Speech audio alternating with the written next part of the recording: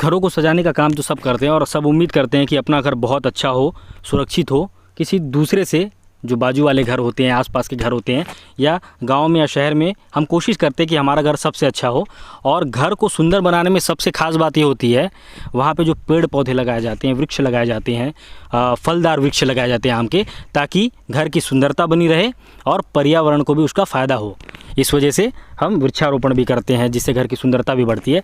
और सरकार भी इस बात पर लगातार जोर देती है कि ज़्यादा से ज़्यादा पेड़ लगाए जाएँ, ताकि जो जलवायु परिवर्तन हमें देखने को मिल रहा है वो जलवायु परिवर्तन थोड़ा लेवल में आए। क्योंकि इन दिनों हम देखेंगे कि ठंड में गर्मी पड़ रहा है, गर्मी में और ज़्यादा गर्मी पड़ रहा है और बारिश तो नाम मात्र की हो रही है। खैर, ये सब तो बात की बात है। हम बात कर रहे थे रेत उत्खनन वाले मामले को लेकर के बात कर रहे थे, लेकिन आप देखेंगे कि अपने कुछ पैसे के फ़ायदे के लिए एक तो सरकार को नुकसान हो रहा है रॉयल्टी का, सरकार को लाखों रुपए का चूना लगाया जा रहा है संबंधित लोगों के द्वारा जो रेत का अवैध उत्खनन कर रहे हैं। लेकिन उसके अलावा भी आप देखेंगे कि किस कदर जिस पेड़ को छोटे से बड़े होने में कई वर्षों का समय लग जाता है। जब एक पेड़ लगाएंगे आप तो बड़ा होता है तो 10 से 20 साल समय लग जाता है, लेकिन उसे काटने में कुछ ही समय लग जाता है। और पेड़ को काटा क्यों गया है?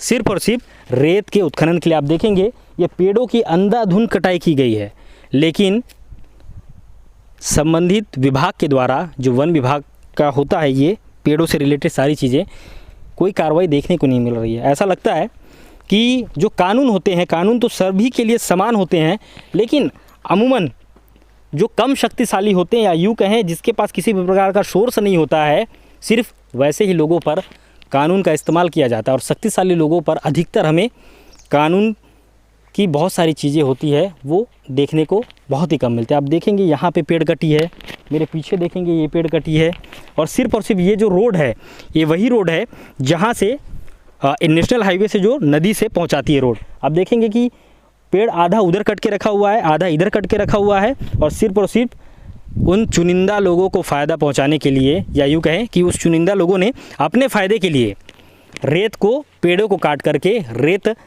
रास्ता बनाया है, ताकि वो उन्हें सुविधानुसार अपने मंजिल तक पहुंच सके और वहां से जो उनका सामान है, यानी कि रेत है, रेत को निकाल करके जहां पे उनके द्वारा डंप किया जा रहा है आसानी से डंप कर सके। अब सवाल ये उठता है, सवाल तो बहुत सारे हैं, लेकिन क्या अपने 4 पैसे के फ़ायदे के लिए वनों को नुकसान पहुँचाना कहाँ तक सही है? लगातार ये आदिवासी क्षेत्र है, 5वीं अनुसूची क्षेत्र हम कहते हैं।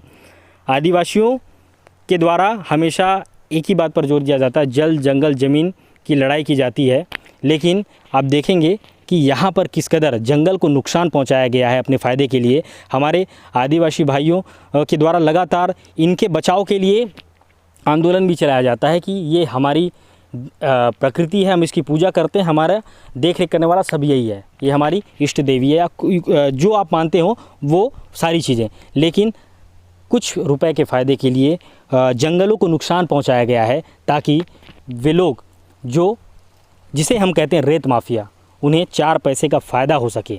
मेरे साथ है सहयोगी कृष्णा और मैं अजय चंद्राकर, ARC न्यूज़ पेंटा।